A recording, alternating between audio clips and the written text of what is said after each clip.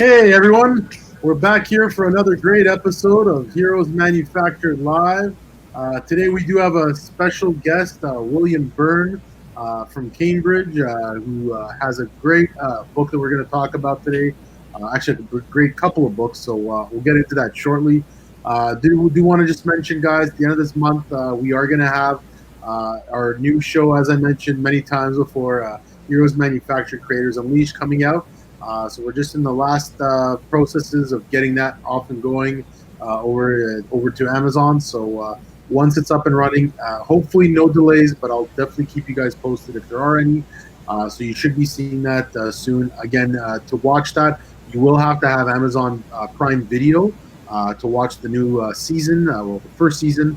And all the episodes there will be on Amazon Prime Video, and if it is on any other streams, you'll find out first here on Heroes Manufactured Live and our Facebook group, as well as our website, heroesmanufactured.com. I do also want to express that if anyone wants to, we are also getting up and close to having that new Shopify website launch soon, so that's going to be a new site and store for all Heroes Manufactured gear, plus other gear out there, Marvel, DC, a lot of indie stuff as well. So we're going to get right into it today with Mr. William Byrne. Hey, William, how's it going? Hey, how you doing? Great. Well, we're doing some back-to-back shows today, so this is fun. I was just on your show today, and now you're on ours, so it's awesome to have you here. Thank you. On our platform, and yeah, I mean, this is what it's all about. A lot of cross promotion for us, right? Yep, it is. Yeah, and today we're gonna focus on you today, on what you're doing on your show, and also what you're doing comic book wise, because I know you've been doing this for quite some time. You've been in the business now for how many years, William? Well, I published my first book in 1989, so that's 31 years. Oh, quite nice. Yeah, and I've been drawing before that because I actually did Max Berger years ago before I with the one I printed. I did it on larger size paper. Oh, nice. Yeah, there was extra large. They're about a half the size of me. I'm 6'11". No, I'm 5'11", and this is about the half size of me. The paper I've been using. Oh. So it's not 11 by 17 I've been using. You've been doing this for quite some time, and Max Berger PI, is that the first character that you kind of broke into the business with? The first one I published, yes. But I originally created Max for a comic strip I was working on called Help, which stood for Hilarious, Easy, Lazy People. And these were the kind of people that you don't want to call for help.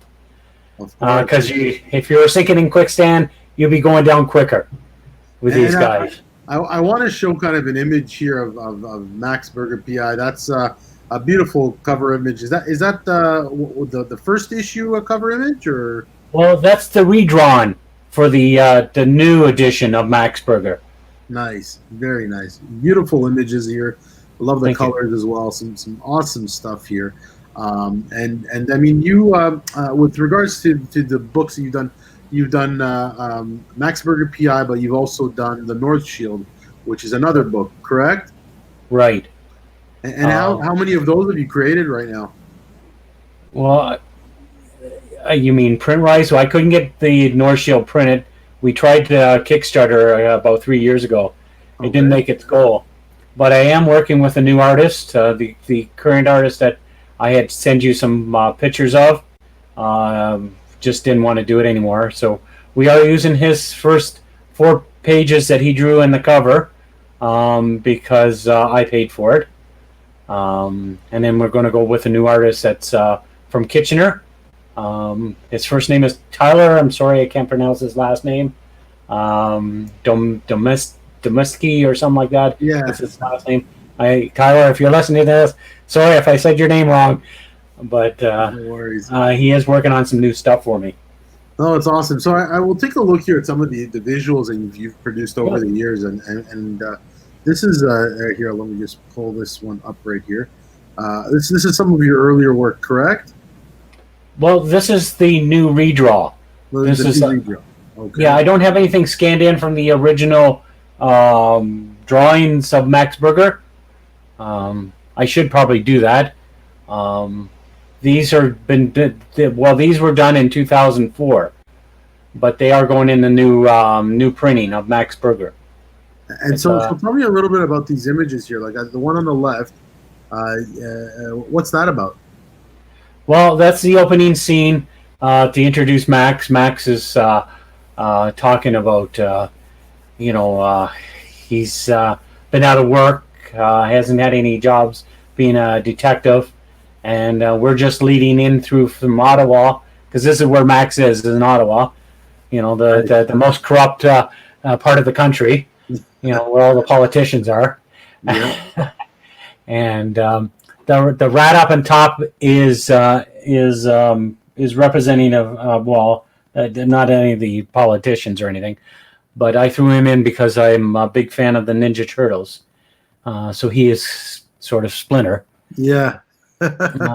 Gentleman below, I went back to school when I was in my 30s, and the guy with the beard is English teacher of mine that I had, and I threw him in. He passed away, but this represents, just showing the scenes around before we get to see Max. Nice. And this visual on the right here, that's, you mentioned that's Max's brother, right? Right, the Mad Berger. Yeah, Max and Mad Berger were born in a microwave explosion 17 years ago. Max was found by a police officer named Charles Fries, and Charles Fries is he looks like Harry Kramer from Now and Then Books, who passed away. Yeah. So it's an honor for me. It's just a tribute to put Harry in the book. And no, I mean, it's amazing just the style that you have here as well. Like, I mean, it's funny you mentioned the Splinter and the Ninja Turtles, but like from that era, this was this was a very independent style that was put out there at that time, whether it was in the in the 80s, the 90s, and I mean, you have some more visuals here, and this is also Max Berger, PI, right? Yep, Max Berger is sinking in his car. Somebody's put a bomb in his car, and now he's trapped in it. Oh, wow. And so, I mean, were you inspired by like Kevin Eastman or any of these artists back then? Was it just what was happening at the time? Like if you tell me a little bit more about kind of how it was producing comics back then. Well, I'll tell you at the beginning how I got influenced to get into comics. Yeah. Well, there was a small little comic book in 1975. I think it's 75 or 76. I'm not quite get the date right. It was an independent comic book. You had an interview with a guy. It was called Captain Canuck. Yeah. Richard number 3. And I was blown away by this comic. No, that's awesome. I started to draw my own comics. I was talking to Kent Burrows the other day about it, and I said, I went out and got a comic book, and I got the 8.5 by 11 sheets. I put the comic book on top of it. I traced it around it so I could get the size, and I cut all the sheets to that size, and I drew my comics on that. Oh, that's awesome. And then over the years, I just started to continue to do that, And I mean, it's great because you can see like just some of the images here. This is amazing. I mean, this even reminds you of someone like we were talking earlier about Dave Sim and other artists.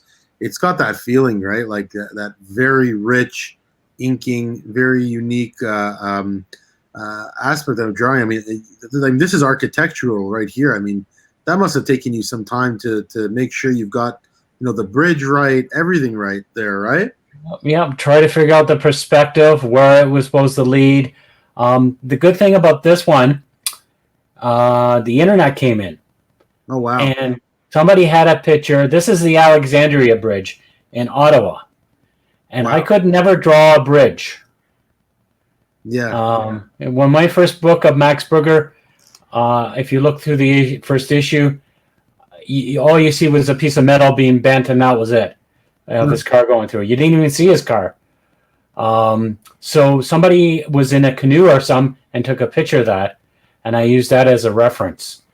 Yeah, and I noticed like you do a lot of photography, well, which I'll get into shortly. But I already noticed some of the I guess similarities in style of the way you shoot photography and the way you draw perspectives. I mean, I have an image here I was going to show of some photography of a bridge, and that's your own photography there. But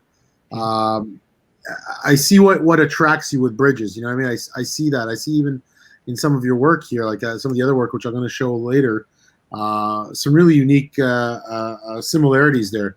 So that brings me into like another. Here's another great visual here of Max Berger, and this is explain this one to me. This looks amazing. It's funny as well. So I mean, I really like what you did here with kind of him swerving around. But yeah, tell us what's happening to him here. Well, what happened was he just came back from his friend Paul's, who owns a bar in Ottawa, and he's on his way home. He has somebody following him, and he thinks he's lost him, but the guy gets out and detonates a bomb and blows up his car. So he loses control on top of the bridge. So the background there, you'll see a bit of the bridge, and then the panels with twisting in that, he's trying to control the car. So I designed the panels to tilt, so you could feel like you're turning the steering wheel as well. Yeah, it's funny because I was talking to you earlier about like the differences between sequential storytelling and cinematic storytelling, and this is a clear example here where you're really using each frame and each panel in its own unique way to tell and to give a certain feeling of what's happening to the character. So, I mean, that's just incredible. That's amazing. I love the flow of the page. It really is unique to the eye, and it stands out as being something different to traditional sequential storytelling, I feel, in many ways.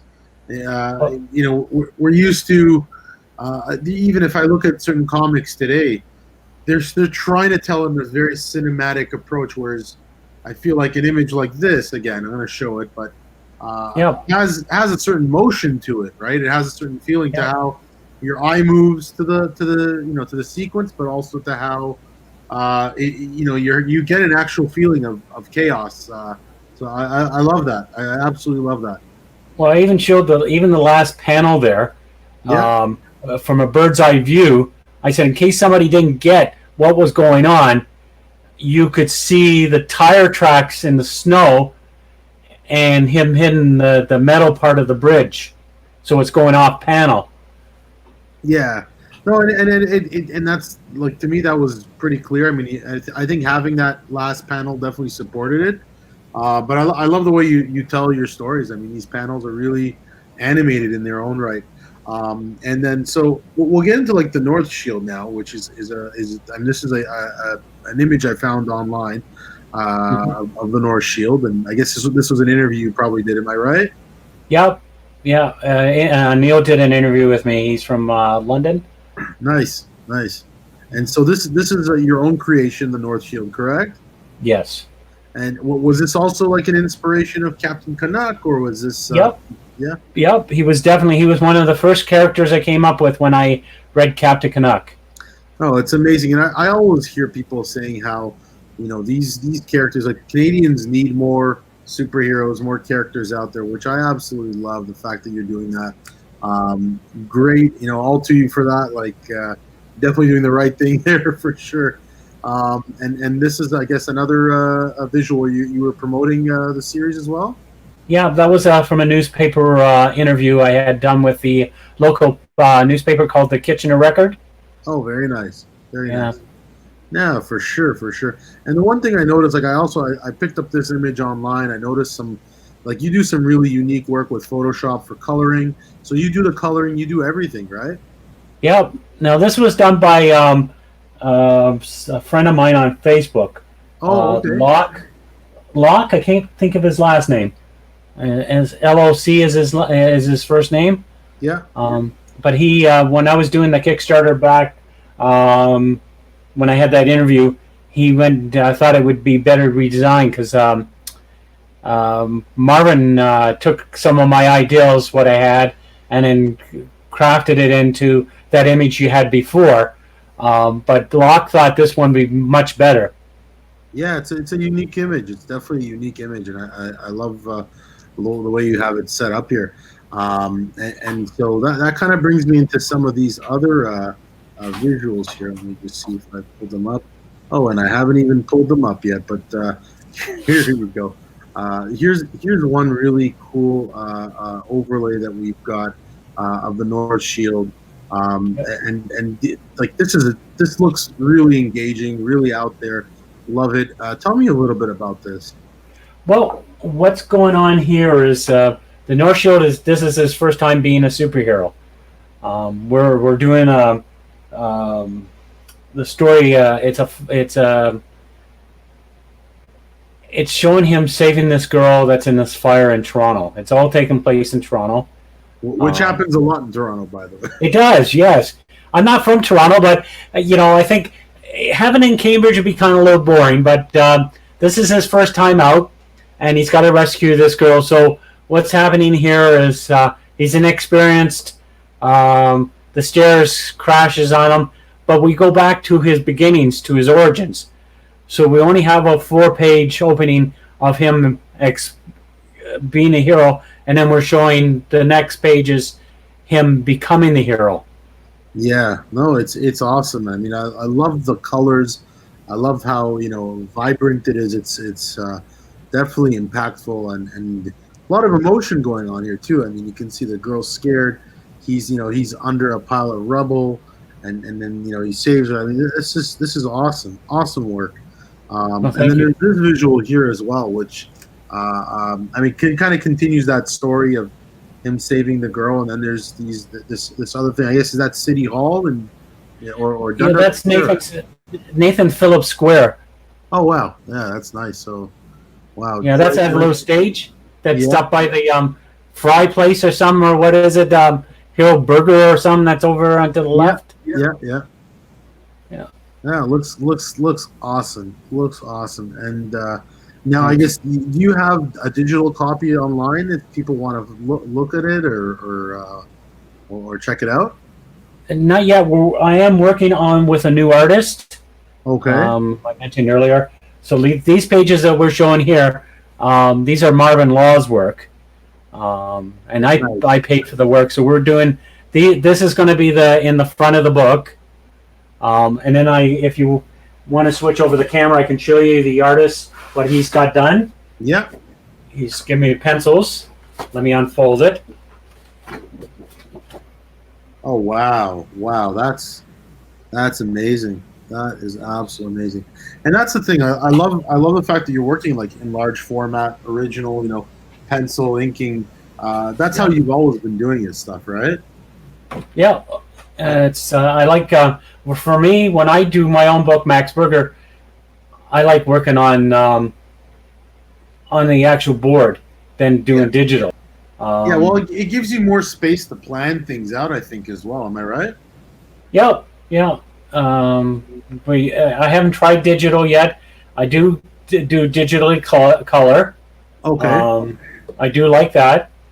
And when I do the hard copy stuff, and I scan it in, I sometimes fiddle around with details. I may go in and say, well,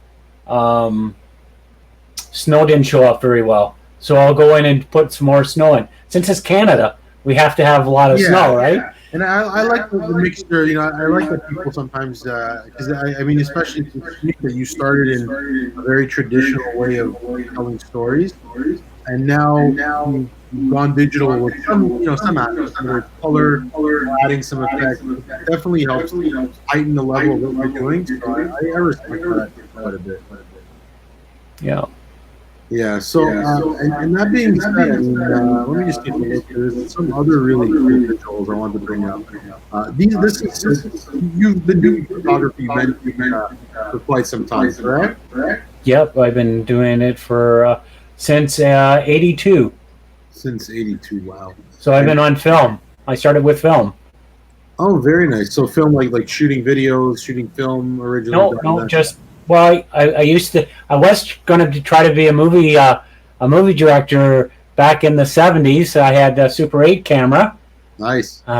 silent Super 8 movies. I did one called The Super Kids with a couple of friends. It turned out to be terrible. It's not going to win me any Oscars. Yeah, at least you went for it, right? Like that's the thing. A lot of people don't realize, but there is a relation definitely to comic books, cinema, and not just the fact that comic book movies are being made into cinematic movies, but that there is the relationship of storytelling sequentially, and whether you're a storyboard artist for a movie or you're a comic book artist, it's understanding, it's communicating a way of sending a message or telling a story through panels that eventually get made into a full movie, right? So there's a lot of similarities there, a lot of parallels for sure. And here's some of the photography that you have as well, which I like to show. This is some unique stuff. This looks like a close-up to me, or what is it exactly? It's a close-up of, I believe it's a log. They have it at the Riverside Park, and they have this big log that blocks off the water or something. It has a chain attached to it. Yeah, it's crazy because it looks like it does look. I mean, obviously, it looks like a close up when you actually look at it, but at the same time, it looks like almost like a land, right? Like a unique forest of an alien planet or something really cool. So I mean, I love stuff like this because it goes to show you the world that actually exists around us and how much bigger it actually is, right? Like it's like those old videos you'd find old images you'd find in magazines, like, what is this, and you're looking really close to try and figure out what that image is, but it's beautiful. It's beautiful, and so that brings me to this next close-up, which I liked as well. I'm not going to just show close-ups. You do have some other visuals here, but this is also, where did you get this one from? I got this in Kitchener, by the Kitchener bus station. There's a fountain on the corner of Gaukel and Charles Street, and I just happened to be seeing the bubbles coming up, and I thought that looked really interesting with the bolt that's out of kind of ripply, and I see the bolt there, and it's cool because it feels like you're telling a story just using photography, and I mean, I love that, and it looks unique, interesting, different. Again, very alienish to some level. Just looking at the little bubbles and the ripples there, looks almost unnatural, yet natural to some degree. So, very cool stuff, William. Thank you. And so, and the next image I want to show here. It's a little bit different. It's not so much the close-ups, but this image here, I thought was really unique. Again, tells a story, but it feels like it tells something in plain sight. So I mean, you have a very distinct way of capturing an image, and I very much respect that. So where was this exactly? Well, that's right next to that fountain. That fountain's right. I see her around a lot. She's a homeless woman. I heard she has a house, but I see her around quite a bit, and she carries a lot of bags and that. And the day I was taking those bubbles, I was on the other side. I think I was on the other. Yeah, that's where I was, on the other side. I came around her and took some pictures of her, and she was reading her Bible, and the Bible was almost falling apart. And I just something that, I felt I had to capture it because the way she was looking at the book, she had her finger on it. She's got one without the gloves, and then it looked like she's straining to look at it. And I mean, and that's the thing. Like, you can tell there's definitely there's a certain capture of emotion here, which you get. And, it's definitely of some disparity, yet hope at the same time. It's quite an interesting image, and like to have this kind of work out there, absolutely amazing, incredible what you're doing, and yeah, just outright incredible. Now another couple images here I wanted to show, but this one was also I found quite amusing and fun. Yeah. He was fun to take pictures of. He came in with this big slice of bread, and every time I try to like I have a 18 to 200 lens on my camera. Nice. So, but I wasn't close enough, so I tried to sneak in, and he was looking at me like, "You can't have this piece," and he would run all over around that wall area, and then eventually he took off down the alleyway and climbed up a pole, and then got up on the roof of the building, kind of going, "Nah, you can't get me now," you know. Well, I mean, he almost reminds me of Max Berger. Or eating his bun. You get a sense of your character in some of these photographies and some of the characters that you're putting out there in the comics. I mean, it's quite incredible for sure. And that being said, there's one other one here I also really admired. It looks like a reflection, obviously, on a puddle, but I like the angle. I really enjoy it. I don't know why. Just definitely it has like a sense of futurism, and you can see that again. Back to architecture, there's a sense of style, the types of buildings that you like to draw in your comics, and the kinds that you capture in your photography. I do sense that style right away. I mean, so tell us a little bit about this one as well. Well, usually some pictures. Sometimes I walk by and it just catches my eye if there's a puddle or something like that. But this one I liked. It was just a new building that was being built in Kitchener. Okay. I go to Kitchener a lot because there's a lot of stuff to see in Kitchener. And I used to live in Kitchener. When I did Max Berger, I lived in Kitchener. Yeah, very close to Cambridge as well, right? Like it's a 20-minute drive type of thing. Yeah, it's about 20-minute. Yeah. Yeah, and then back to this one here. I mean, I guess where's that taking place as well? That's in Cambridge. That's at Riverside Park. Very nice, very nice visuals here. Absolutely incredible stuff that you're doing. Highly admired. And so, I mean, what like initially? I mean, so I guess you mentioned Richard Comely's work was definitely part of the inspiration. Were there any kind of other inspirations that got you into drawing sequentially and drawing comics, getting into the comic book characters as well? Well, there was George Perez. I wish I could draw like him. Yeah, don't we all? I tried. Yeah. Well, if you look at that bridge one with Max going over the bridge, there's a lot of detail in that one. There's even headstones. Not headstones, but they're ice. But they look like when I was drawing them, I wasn't intending to make them look like headstones. They turned out to be headstones, and I kept the shapes going like that. And it's kind of a fitting scene for Max coming off that bridge and dying. Look like he's going to die. And but influences Kevin Eastman, Dave Sim. Dave Sim blew me away. The first issue I got of Dave Sim's stuff for Cerberus was issue 19, I think it was the first issue. It had Red. I'm trying to think of the name of the character. Red, not Sonja, Sophia or something like that. Yeah, right. Yeah, his kind of version of Red Sonja, but I think it's Red Sophia. I don't recall, but I know which one you're talking about. But yeah, I guess do you also know Dave Sim? Because I believe he's kind of local to. Yep, I've ran into Dave many times. I know Gerhard. Oh, nice. Yeah, Gerhard's awesome. Seen him at a bunch of shows as well. Always a pleasure to speak to there. I haven't personally met Dave Sim, but I hear just some great things about the guy, and awesome work that he does as well. So that's nice. I mean, you got some of the classics there, right? Eastman, with the turtles and everything. Yeah, he's also a great guy. Met him many times over the years. Met him at Ottawa Comic Con. Met him at San Diego. Really nice guy to meet.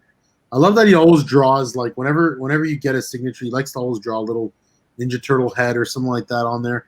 And it's so quick and easy for him to draw it. It's like a quick sketch of one of the turtles. You never know which turtle it is because you don't have any colors there, or yeah, I know. No weapons, you know? That, right? Like, yeah, well, he did that for me. I met him in when did I go down? Yeah, it was '89 after I published Max Berger #1. I went down to Albany, New York, nice. and he was at a horror convention, and they had the whole Mirage studio there. Oh, it wow. was Peter, Kevin, and then I forgot about that. Yeah, when they were Mirage. yeah, they had a whole bunch of books they were coming out with, you know. Oh, and yeah. You were just pumping them out at the time too. It was the '90s, right? So yeah, they didn't seem to be too busy at their table. I came by and talked to Kevin. I had a #1 of Teenage Mutant Ninja Turtle with me. nice. It's a second printing. Wow.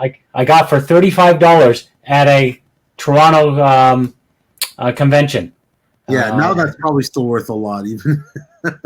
yeah. Well, I think the local comic book store offered me. I think he offered me $600 for it. Oh, that's nice. Yeah, but I'm not going to sell it. If you can get a first print, I mean, it's worth thousands of dollars already. Like it's that stuff's and back then it was probably a lot cheaper too, right? Like there's books that just as you get them, you gotta wait and watch. And I know because I'm a collector of some of that stuff myself, and I have some books I just you don't want to sell those ones, right? You just want to keep them to yourself. Well, it's like the cat. Awesome. And so with that and just being part of the convention scene, because I've seen you at the the Comic Arts Festival there in Cambridge. I know you've done some other shows as well. How do you see yourself? I guess amongst others in the business, in the market that you're currently working on. Like what kind of experiences have you had over the years with some of the competitors, or not necessarily competitors, but other artists that are kind of in your realm of work? I don't see any competition or anything like that between us. I just, I'll support anybody, their stuff, as much as I can. I'll try to encourage people. If I got tips for them, they got tips for me. I'll, take that into consideration, what to do better with the art, my drawings and stuff like that, That's nice. That's awesome. And that being said, like, are you planning any new books coming out? Is there any new releases? Anything you'd like to mention as well on the show? Yeah, well, I'm going to do a Indiegogo soon for Max Berger. That's one that's coming out, and working on the North Shield. But I have 3 other characters that are sitting in that are a couple characters already written. I've got a superhero / vampire story I'm doing called The Habit. Nice. It's about a vampire, a woman from England. It's not going to be in Canada, but it's she's from England. She becomes one of the first vampires. It's a tie-in with the North Shield eventually. Very nice. And so, I mean, everything you do, you write and draw. So you're kind of a Renaissance man in that sense. Am I right? Yeah. Well, the only ones I won't draw would be superheroes. I like working with other people. Nice. To draw my stories. But Max is my only one. And nobody else. With North Shield, I guess, because that's more of a collaboration, correct? Yes. How is that for you to work with another artist on and it's your idea, correct? Like how do you feel that is for you to work with someone else on the superhero aspect of a book? Well, I went through a few people with the North Shield. I had a guy from Hamilton work on it. He didn't feel comic books were his future. I did. We ended up on good partings, And we worked really well together. He followed Nice. my story. My story was well. I believe my story's written well enough. If somebody comes in with a suggestion, that's fine. If it makes sense to do that, I'll make changes. I worked with another guy from Montreal, which turned out to be terrible. We had the book done, colored, lettered, ready to go, but he wanted ownership of the company. He was putting too many demands on me. He wanted to write the book. He was the kind of guy that he would put a lot of horror into his stories. He did a book where his character, his storytelling was complicated. He had people hanging up from chains with their skins ripped off, and it was supposed to be a superhero book. There was So there was a bit of a clash, and then yeah, there was a bit of clash, and I moved on. Yeah, so I mean, so again, some partnerships are great, and some just don't work out, right? Like Yeah. And Marvin, he just he got tired of the Kickstarters because I did 3 Kickstarters that just didn't make to the goals that I needed. I had to pay him, and the money I was trying to raise was for him, and then the rest was supposed to be for printing T-shirts and mugs and postage and stuff like that. And he just got tired of it all and just decided to walk away. Yeah, well, sometimes it's better to just part ways, right? If it doesn't work out, it doesn't work out. Yeah. But no, it's interesting because you know what, I've even in the film world, in the TV world, sometimes you get that as well. There's and I feel like in the arts in general, you're going to deal with that, but there's always collaborations that tend to wither and some that are great. Some that really work out, and that's just how it is. Like it is interesting. To have like a co-production with another company or with another individual, because everyone does bring their own certain flavor to it. But definitely, I mean, I'd love to see the release of Northgard once it's fully published and out there. North Shield. North Shield, sorry. Yep. We had this discussion in the last show, yeah, but yeah, we don't. Yeah, because Mark, I always get confused with Mark. Mark is going to get mad at us. Yeah, Mark will get mad at us, but it's all good. No, Mark loves us, so. Northgard and North Shield are 2 completely different things, guys. But well, but again, 2 very good Canadian comics if you ever want to check them out. So well, North Shield was originally going to be. I wanted to call him the Canadian Shield. The Canadian Shield, which is a very good name because anyone who knows what the Canadian Shield is here in Canada is well aware and makes sense, right? So Yeah, no. But it was already taken. The copyright was already taken, and I said, "Well, I can't go and name another one called, the Canadian Shield since it's already been taken." So I said, "Well, why don't I just throw North on it because he's going to be, a shield for the North, Yeah.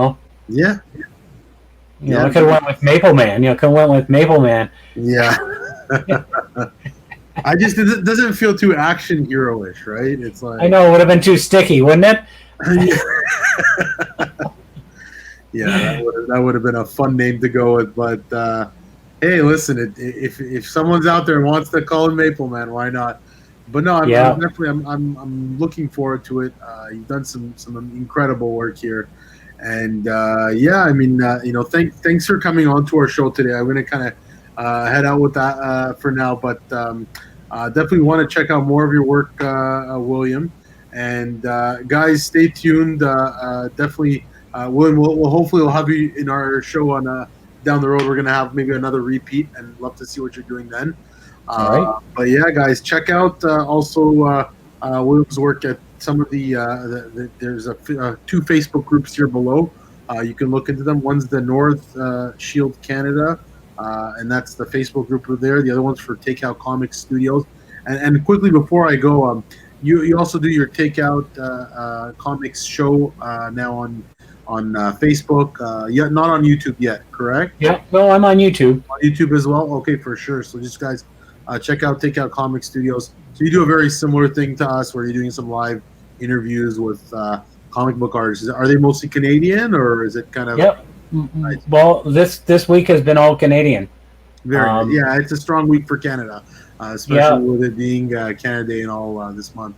And yeah, I mean, with our show, we're very North American, but obviously during this time of year, we've been very Canadian as well. So I'd love to feature artists such as yourself, and for sure. Well, thanks again, William, and it was great having you on board. Well, thank you for having me as well. All right. Take care, guys. And guys, please subscribe to our YouTube channel and check out more great episodes here on Heroes Manufactured Live. Take care.